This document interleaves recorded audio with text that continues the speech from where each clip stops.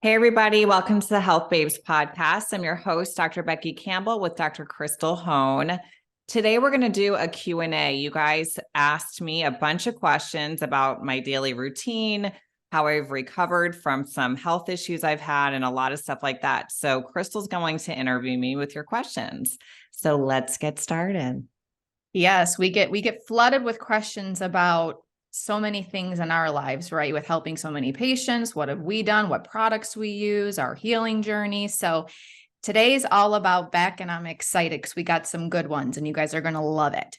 So why don't we first start with how long did it take you to heal from MCAS? Because we all know that Beck started, her healing journey and grew this amazing practice and all of that.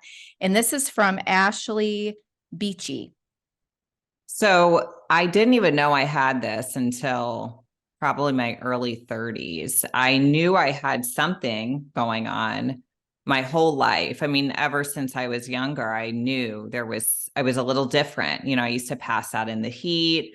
I would get headaches randomly, just things that my friends weren't getting. So I didn't realize, of course, this wasn't even a thing back then. So the first diagnosis I got was Hashimoto's hypothyroidism. And that was when we were in college. So, I think that I had always felt a little off, but then being in grad school and being under an enormous amount of stress, I started to gain weight. I gained about 30 pounds and I was always really thin. So it was kind of alarming. I knew something was wrong. And then clumps of hair were falling out. I was having really bad brain fog. And I went from doctor to doctor to doctor to doctor. And no one knew because my labs looked good, according to them. And I finally got a hypothyroid diagnosis. But I went to a place that practices the way that we do. And they were great. They looked at my gut health. They looked at my cortisol. They looked at my diet and all those things. So that really helped. Then I started to feel a lot better. I think one of the questions someone asked how long did it take me to lose the weight, right? Yeah. That happened fairly quickly. I think within 3 to 6 months, maybe. But there was still something kind of going on that I was like, why does my head tingle when I eat certain foods? Why do I get exhausted when I eat certain foods? Why do I have these weird skin issues and stuff like that? And that is when I finally learned about histamine intolerance and mast cell activation syndrome. So the question is, how long did it take me to heal? I mean, I wouldn't say it was quick because there's so much to it. Yeah. I think I was already doing pretty well because I had already put a lot of the things in place, but I had to, really work on my gut. I had to work on stress, and I was living in a very stressful relationship. So that was really hard. I really couldn't get better. I was okay, but I wasn't good. Yeah. So it took me getting out of that relationship. And then I moved from that relationship right into mold, which I remember that. Yeah. So I got really sick, really, really sick. I was already sick from the stress activating my mast cells. And then the mold just really put me over the edge. So then I had months of not knowing what it was. I didn't know that I was living in mold. So I think I had to get out of that and go through all this stuff to get that out of my body. So, it was a very long, detailed process because the thing with mast cell activation syndrome is you have so many things that can aggravate your mast cells, when they're sensitive like mine are. So it's been a little bit of a roller coaster, and then there's even times now where if I'm under a lot of stress because I take on a lot, I do it to myself. It's just my personality. Then I can feel a little bit, extra tired or, but I have to be very regimented and I have to really watch what I'm eating and I have to make sure I'm exercising and doing the right type of exercise and all that. And then I feel great. I mean, I feel great 95% of the time now. Yeah. And don't you, since you've learned what what reactions really cause your body, right? You Yeah. learn your body, you learn what causes you to flare. So you stay away from those things and you know how to tackle it. Right. And you've traveled with me. I call them like, do your rooms smell like mold? Is there any kind of must smell in there? What about air fresheners? You guys using a bunch of air fresheners? We pack all of our food. Like it Yep. is, you have to do the things to make you feel good when you know what to do and you know how your body reacts. So we get a lot of these questions too. Beck, do you still follow a low histamine lifestyle right now, like a low histamine diet? Not really. Mhm. I think that a lot of high histamine foods have a lot of nutritional value.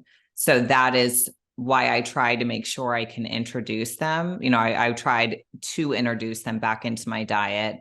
And I'm pretty good as long as I don't go overboard, or as long as my histamine bucket isn't full with other things like enormous amount of stress. And then I start eating a charcuterie board. I'm Our probably going to favorite. react. We love charcuterie. I really do. So no, I do not have to eat low histamine for the most part. There are some foods that bother me, that always will. Alcohol is one of them. I'm just sensitive to alcohol regardless, because I have gene mutations that help make me not push toxins out well. There's a lot of factors that work together to, make you not tolerate certain things. But for the most part, I can definitely eat avocados and bacon, and I'm damn sure eat a charcuterie board when I have friends over or something like that, and I'm usually good. Yeah. So from wandering V Mama, what time of day do you fit exercise in and what kind of exercise? Because this is important for histamine and MCAS too. Yeah. So I drop my kids off at school fairly early, 7:30. I come home, I go for a walk about 2 miles With and Birdie. with Birdie, my golden doodle. And then I used to go to the gym. I actually built a gym in my garage, and it's not fancy, but it does the job. Does the job, right? It's great. Yeah, I love it. So, and then I weight train. I've been into weight training for 30 years. I mean, I've never, not maybe not 30, because that would make me 14, but for 25 plus years, I've always done weight training. So I do find that weight training is really good, even with exercise intolerance, because you can go slow with it. You don't have to do like a HIIT type of workout. You can do a couple sets and reps and rest. And I do rest in between sets. I'm not into high intensity stuff. I used to run marathons and do all that stuff, but no, I walk and I lift weights, and I do that in the morning. And then I take a second walk at night with my dog, another 2 miles. So I get in about 13,000 steps a day. That's my goal, is 13,000. Mhm. And that's where I feel comfortable, because, we work from home. So Yeah. we're not running around in office and doing all that stuff. So I have to take the time out to do extra walks to get my steps. And the Aura Rings really helped us, hasn't it? Keep track I of it. love the Oura ring. Krystal had it first, and she kept telling me how good it was. And it's so great. I mean, I had an Apple Watch before, but I don't know. I felt weird about some of the EMFs and stuff. And I just, for some reason, feel like with the Oura ring, it's smaller and Yeah. but it does more. It does more anyway. So Tells you so much. It's great. yeah. Going back on some of the things that drive histamine, you had a question in here when you were working on those drivers, talking about the gut. My healthiest family, she said, did you do a candida cleanse? Yeah. So back when I found out about my thyroid issue, I was still in grad school, and I did do a candida cleanse, but I had amalgam fillings, those mercury fillings in my mouth from when I was a kid. And what I didn't realize at the time is that the mercury can feed the candida. So it can be very hard to get rid of candida if you have those. So I did about a year, and I did that strict candida diet, which we never put people on, by the way. We do a lower carb diet, but we don't do the candida diet. I mean, I was like counting carbs and asparagus. It was crazy. It's so bad. Yeah. So anyway, I did that for about a year, and it did not go away. And then then I went and had my fillings removed. I did not do it with a biodentist though, because again, I did not know. And I ended up getting bad mercury toxicity. So eventually, once I got all that stuff out, I was then able to get rid of the candida. Yeah. And it's so tough to just going back to the mercury. A lot of people don't know about bioidentical dentists. There's a proper way to do that. It's definitely becoming more aware though. Don't you feel like there's Much more? I mean, I did this 20 years ago. So I didn't know. And they took out 5 fillings at once. And I passed out when I went to get off the table. I passed out and I didn't know why. And now I'm like, well, no wonder. Because when you put them in and when you take them out, that's your greatest exposure. And the mercury can get out. It can get in your brain tissue. It can get in the other tissues in your body. So it can be an issue. So you really need to see a biodentist, and they have this whole way that they do it that is so much more safe. Yeah. And then if you're a poor detoxer, right, you're holding on to all this metal and your body isn't able to get rid of it, on top of it just circulating in your system. It's just a animal, these toxins. Okay. Yeah. So from Docs Olia 10, how old are you? What's your height? Your skin is flawless, which it is, guys. She's got beautiful skin. And what is your routine? I know there's a lot of questions. So let's start with, how old are you, if you don't mind? I'm 44. You're young and beautiful. 44. Yeah. 44 is the new, what? 30? 30. 50 is the new 30. Bring it on. I'm 44. I'm 5'9". So I'm tall. Krystal's tall too. Krystal's about 5'8". We're tall. When we went to Vine Pump, we were as tall as the guys because we had heels on. We did. So people are always a little surprised how tall we are. Yeah. Thank you for the skin compliment. Of course, you're your own worst critic, so I don't say it that way, but I appreciate the love. And what was the last one? It was, what is your routine? So like, what do you do to take care of your skin? Okay. So I used to use Beauty Counter. I think they're a great company. I just didn't see like a drastic change. So I tried something different. And I did see with some of their products actually, and I still use some of their makeup and all that. Of course. But they're a clean company, just for people who are wondering what it is. It's not like, when I first heard that word, I'm like, are you going to the Beauty Counter? What are you saying? It's a company called Beauty Counter. Anyway, now I use a company called Skin Better. So I use their wash. I think it's called like Oxygen something. And then I use their serum. It's like a even skin serum, I think it's called. And then they have a moisturizer. I use that. And then they have these really amazing pads that keep you really exfoliated and all that. I alternate. So every other night I use one of the pads, and then I alternate that with it's like a retinol product, but it's really light. I've never peeled or anything from it. And then I've done quite a bit of laser. I've done the fractional CO2 laser. I've done the IPLs, the Halo, which I did not notice anything from, and it was very expensive. So just personally, I didn't notice anything. And then I recently just started getting peels. I just had my second peel. And I really liked that because I saw, I could see. I noticed a big difference with the peel with you. Yeah. They're great. And they're a big bang for your buck. Oh they're my not gosh. expensive. So much money saved. Right? To laser. They're amazing. It's like, that's what I'm all about, is give me what works for the least amount of money. Right? Yeah. There's so many things out there and people try all these different things and they never see results. So yeah. And I'm always drinking water, and I drink water with electrolytes so that I'm not just peeing it all out. I eat really, really clean. I don't drink much alcohol at all. I do notice in my skin if I have wine, more than a glass or something, I notice. So I try to stay away from that. And you're really good about doing your gentle detox stuff. So your saunas. Yeah. So I do. For me, that has been the biggest thing I would say for someone who's sensitive, someone who has Mast Cell Activation Syndrome, and someone who knows they're a poor detoxer. So I have the MTHFR mutations and some others that you just basically don't push toxins out well. So you need a lot of assistance. So I always take support for my liver, whether it's, and I've done different things at different times. I have a supplement on my line called Liver Love. I always take that. That's probably my favorite supplement, but I also really like bitters. The bitters X from Quicksilver. I like them. I really like the phospho complex from BioPC. Is that what it's called? Body BioPC. Yeah, Body Bio. Yeah, I love those. I take those every day. I definitely do the Liver Love, the bitters, and the Body BioPC every day.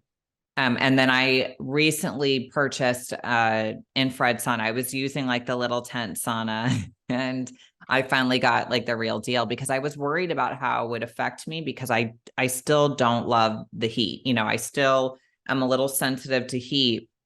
So I wanted to try it with the tent sauna first. And I did really well. And I do really well with the sauna. And I've noticed a huge difference. And actually, when I first started using the sauna, I purged bad. My face broke out. And I was like, whoa. I mean, and it just shows, it was really bringing stuff to the surface. So I usually will do I'll take the Body Bio PC and bitters and vitamin C from Quicksilver.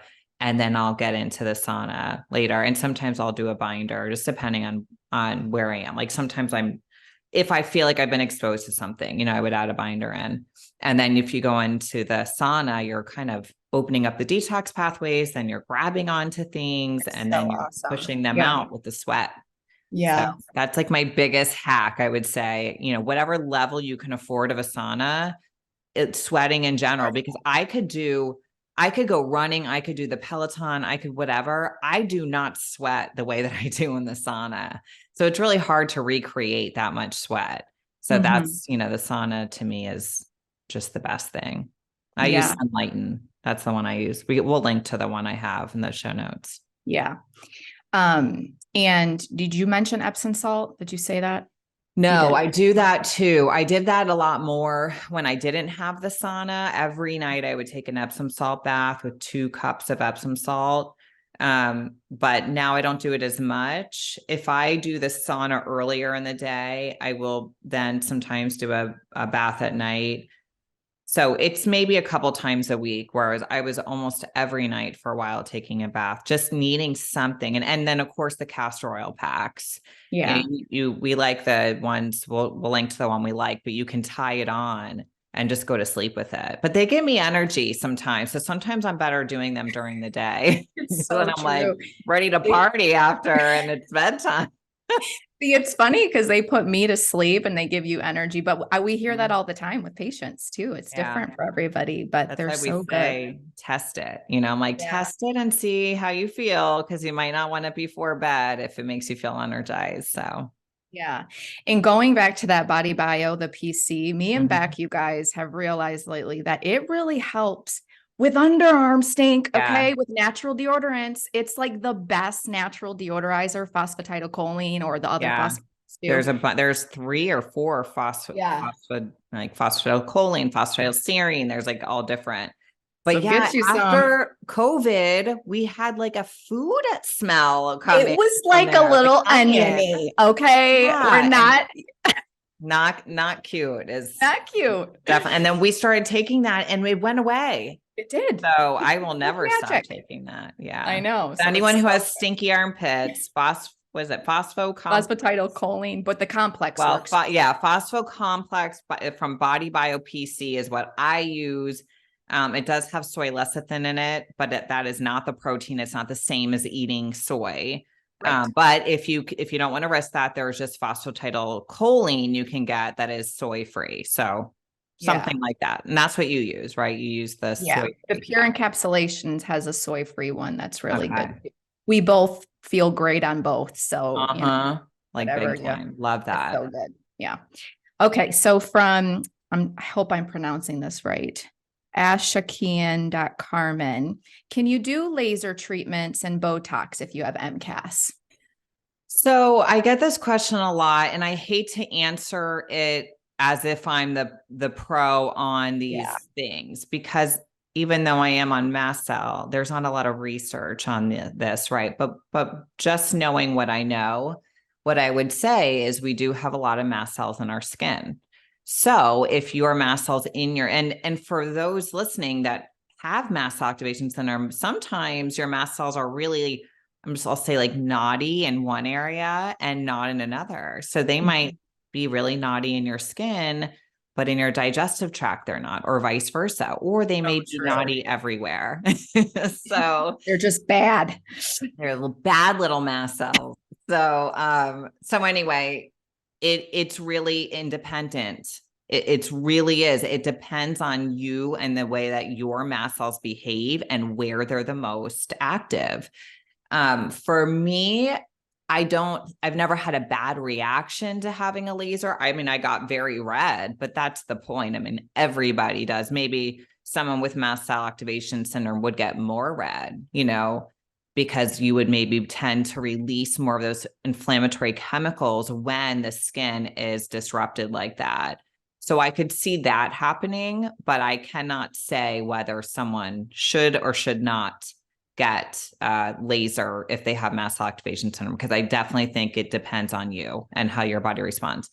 As far as Botox, I would say, again, not a lot of research. I don't do Botox. I have done Botox. I do not do Botox though. And I did not have a bad reaction, but I did not like Botox on me. I didn't think it was worth what it is for what it did. But what I can say is our mast cells are like our first line of defense. So if you are putting a toxin, which that is, into your body, your mast cells are probably going to react. Now, how bad are they going to react? I think that depends on the person. So one person may be able to tolerate it. Another person, it may completely ruin them.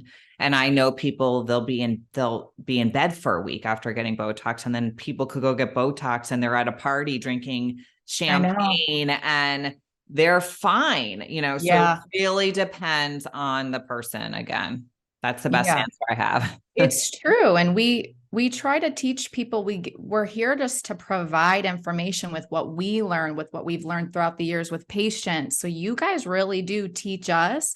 And we can't tell you how your body is going to respond to some of these things. We're just here to provide you with what we know and what we have seen help patients. So you do you, but some people react, some don't. And it's just, that's transparency, And I do think having something like mast cell activation syndrome, you could be more likely to. 100%. But do I know if you're going to? No, I don't. Nobody does until you do it and see if you react. But holy moly, do we get some mad people, eh? Yeah. Okay. So what do you do for fun when you're not working and we're not working? Working. No.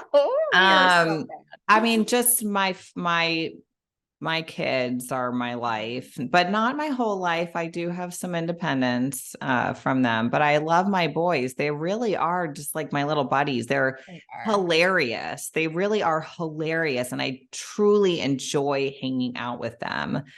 And then in addition to that, I love hanging out with my friends. Krystal and I try to meet up for a week. We went to California together to do a show, and she'll come here and we'll do work, but we'll also have fun. And it could be sitting on the couch watching Netflix, laughing, or going to a good restaurant or whatever. And then I have, a really great friend, Lynn, who's like my world. And she just even talking to her on the phone is fun. And but yeah, we try to go out and go to a restaurant or just go to someone's house and have, people get together. And that's really the bulk of it. I know. It's exciting. Woo! But it's so true though. Just simple things, spending time with people that you love. And we like to take care of ourselves too. So it's like, we're in bed. Okay, let's talk about sleep. Like how well do you prioritize sleep?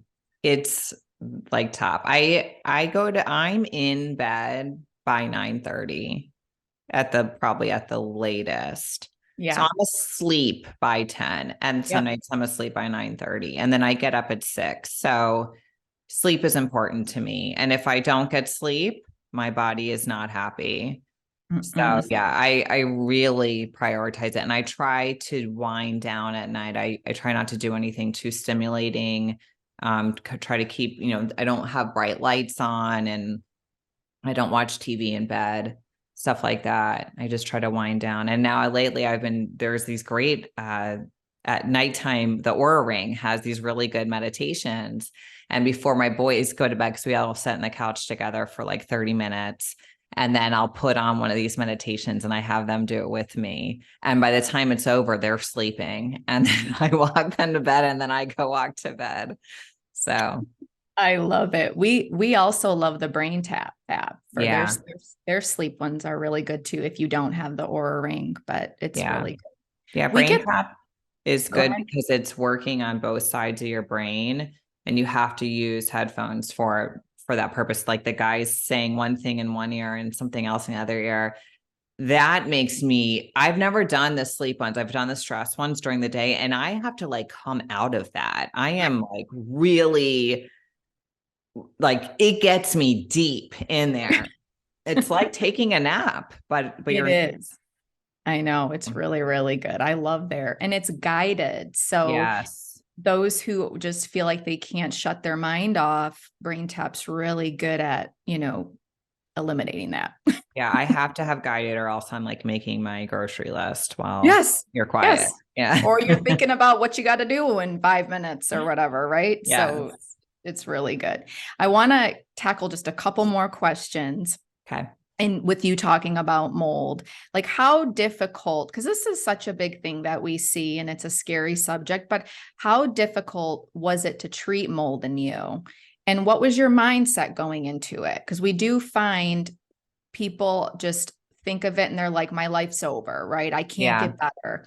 So kind of walk them through that a little bit more. So I can smell mold from a mile away.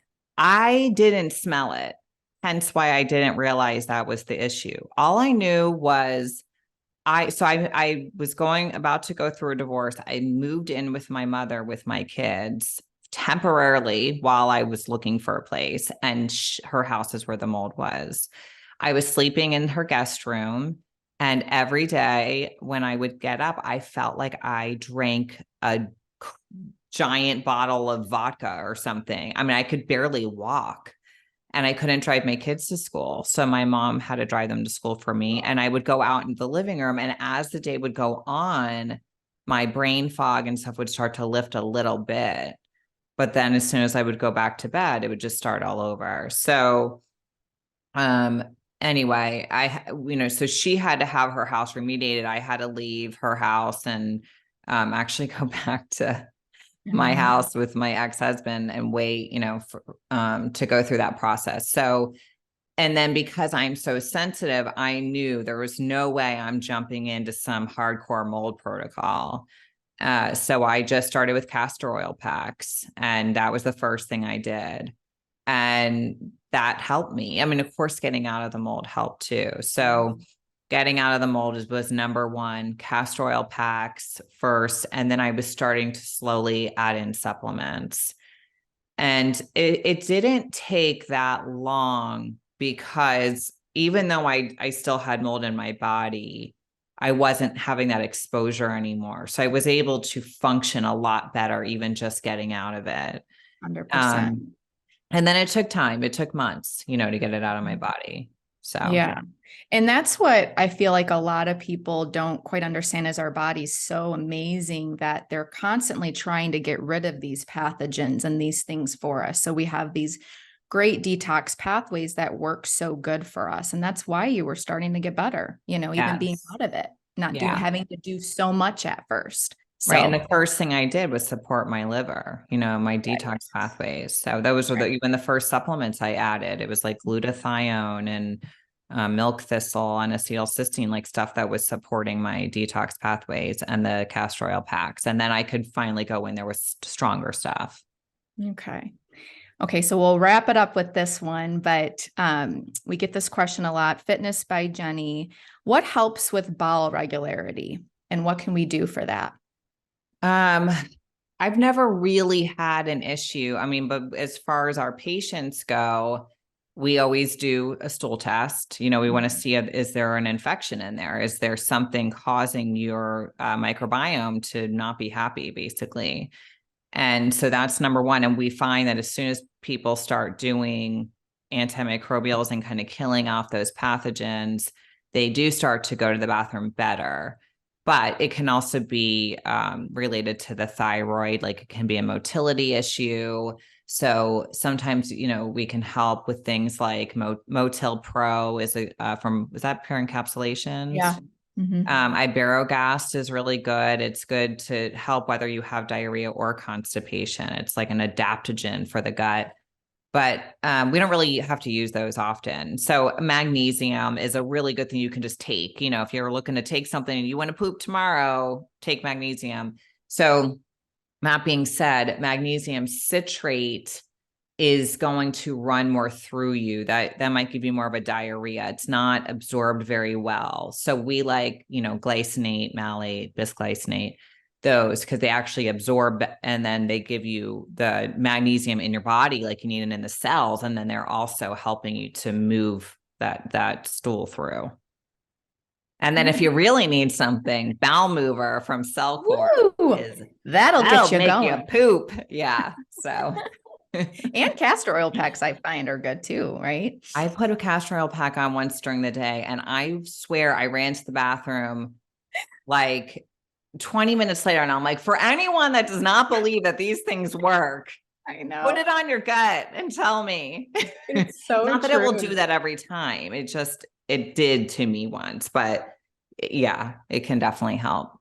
Yeah, this was so fun because I do find people ask, us questions all the time. They want to get to know you more, and we'll do plenty more of these episodes, but this was great.